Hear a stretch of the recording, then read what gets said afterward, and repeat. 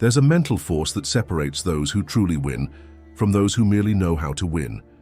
And today you'll discover why mastering techniques is nothing compared to mastering your own mind. Have you ever been in this situation? You study, you train, you learn all the techniques in your field. You know exactly what to do. But when the moment of truth arrives, the important presentation, the decisive moment, the real confrontation, you freeze. Your mind panics, your hands sweat, and everything you knew simply vanishes. In feudal Japan, there was a concept that separated ordinary samurai from legendary ones. It wasn't about mastering the sword, it was about mastering something far more dangerous, one's own mind under extreme pressure. They called it Fudōshin, an unwavering spirit, a mind that doesn't waver. And when you understand how that works, you'll never again break down in a critical moment in your life. But there's a warning. This knowledge won't make you stronger. It will make you different. It will transform you into someone people look at and think, how do you manage to stay calm in that situation? Before I show you how all this works, I invite you to subscribe to the channel, leave a like below and comment, what situation most often causes you to lose emotional control? Dealing with problems at work, relationships, family? Answer below. Now, let's go to the video. Chapter 1. The Samurai Who Knew Everything But Always Lost. The story I'm about to tell you took place in feudal Japan, at a samurai school known for its brutal discipline. Among the apprentices was a young man named Satoshi. Satoshi was obsessed. He woke up before everyone else. He trained more hours than anyone else. He knew every movement, every sword technique. His strikes were precise, his posture perfect, his form impeccable. But there was a devastating problem. In combat training, the duels with wooden swords where samurai tested their skills under pressure, Satoshi lost, repeatedly, to people who knew fewer techniques than he did. Sometimes he lost to beginners who barely mastered the basic movements. And you know what was worse? He already imagined he was going to lose even before the duel began. When the instructor announced his opponent, Satoshi's heart raced. His hands began to sweat. His mind raced. What if I mess up? What if everyone sees that I'm not as good as they think? What if I get hurt? The moment their swords clashed, Satoshi wasn't fighting his opponent. He was fighting his own fear. His movements became stiff, hesitant. The perfect technique he had mastered in solitary training simply evaporated. After each defeat, Satoshi did the same thing. He would return to the empty mat and train more. I need to learn more techniques, he thought. I need to get stronger. I need to train harder. But the more he trained, the more he lost. And maybe may you be like Satoshi. Perhaps you've mastered all the techniques of your profession, or you know all the concepts of the field you want to work in. Perhaps you have all the necessary knowledge. But when the time comes to present that project, to make that sale, to have that difficult conversation, you freeze, you break down, and then you think, I need to study more. I need to prepare better. But the problem was never a lack of preparation. The problem is where your mind goes when the pressure mounts. Chapter 2.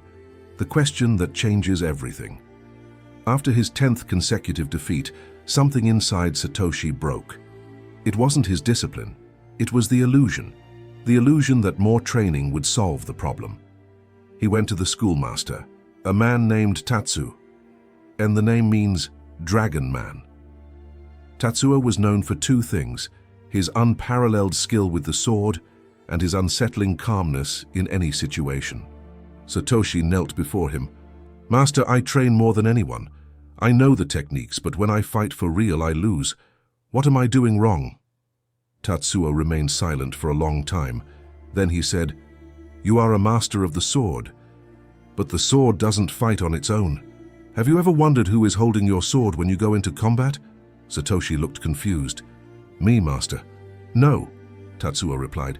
Your fear is holding your sword, your anger, your need to prove something. All those emotions are fighting in your place, and they always lose. Then Tatsuo explained something that would change Satoshi forever.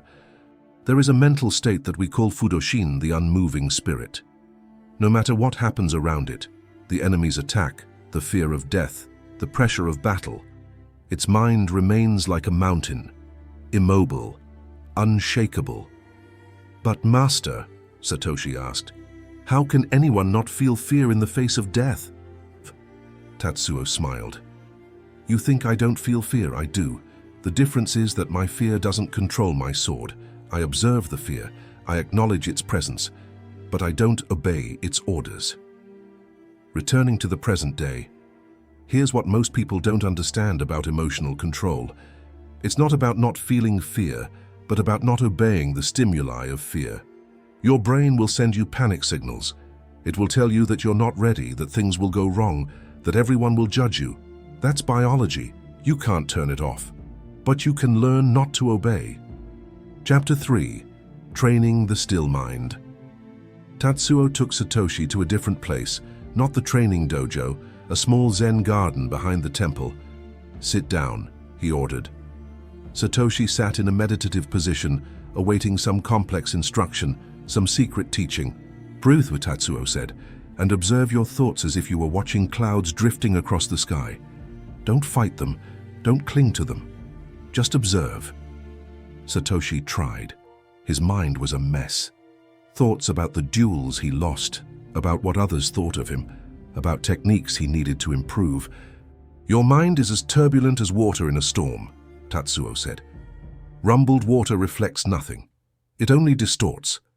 To see clearly, the water needs to be still." For weeks, Satoshi practiced. Every day before dawn, he would sit and observe his own mind. At first, it was impossible. Every thought sucked him in. Every emotion overwhelmed him. But slowly, something changed. He began to perceive a space, a small interval, between the moment a thought arose and the moment he reacted to it. In that space, there was a choice. "This space," Tatsuo explained, "is where Fudōshin lives. In this space, you are not your thoughts. You are not your emotions. You are the observer. And the observer is never shaken by what he observes." Returning to the present day, this is something you need to understand about your own mind. When you're nervous before a presentation, you are not the nervousness. You are the one who is noticing the nervousness. When you're angry in an argument, you are not the anger. You are the one who is observing the anger arise. This distinction changes everything, because the moment you realize you can observe your emotions without being controlled by them, you gain a superpower that most people never develop. You become unshakable. A neuroscientist at Stanford University, who has been studying emotional control for 18 years, discovered that when you train metacognitive observation, the ability to observe your own thoughts, you activate the prefrontal cortex and decrease the activity of the amygdala, the region responsible for fear responses. So you are reconfiguring the neural circuits that control your emotional reactions. Chapter 4. The First Real Test. After 3 months of mental training, Tatsuo announced, "Tomorrow you will duel again." The old panic tried to return. Satoshi's heart raced. But this time, he did something different. He didn't fight the panic. He observed. "Ah, here you are again," he thought, looking at the fear as if it were an old acquaintance. "You always show up before the duels. Fine, you can stay there. But you won't be holding my sword this time." On the day of the duel, as he walked toward the center of the dojo, Satoshi felt everything he always felt.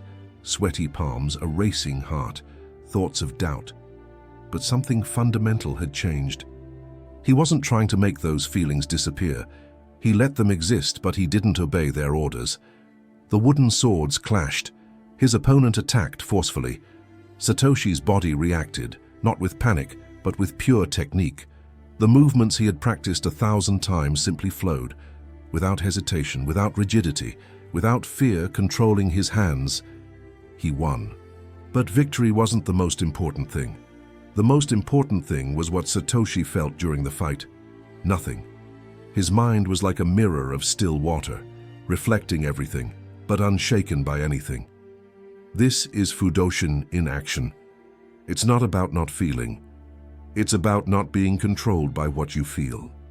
How many opportunities have you missed because you let nervousness control your actions?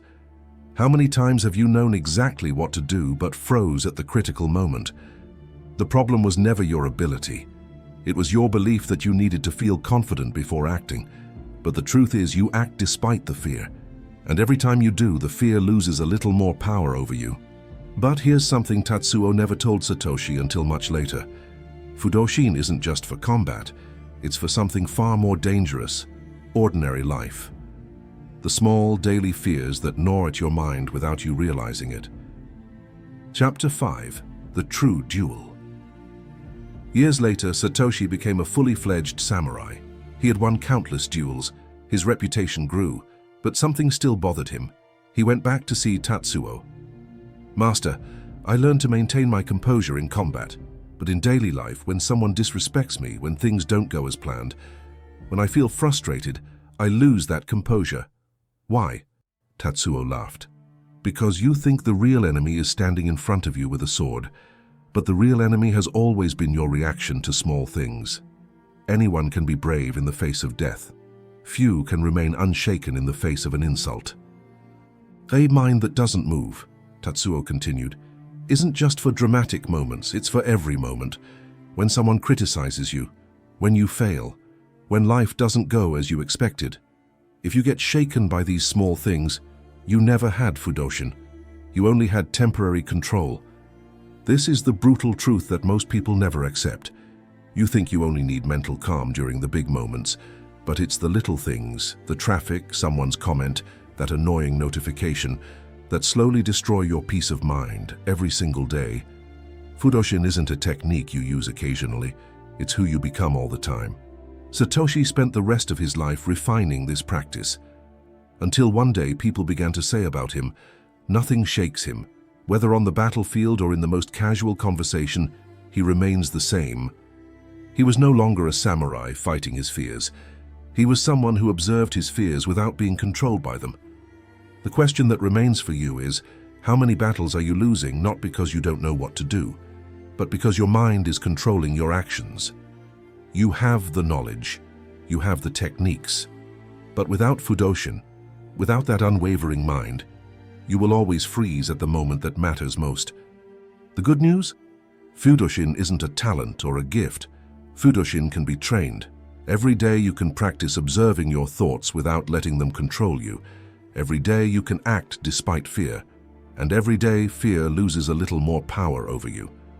So how is Fudōshin achieved? Daily practice, consistent practice even on quiet days, helps build the resilience needed for a healthy mental state. Breathing techniques. Controlling your breathing is an important technique for dissipating negative feelings and achieving the tranquility necessary for Fudōshin.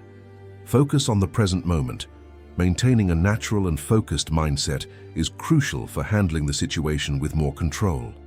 The difference between those who win and those who merely know how to win isn't in the techniques, it's in the mindset.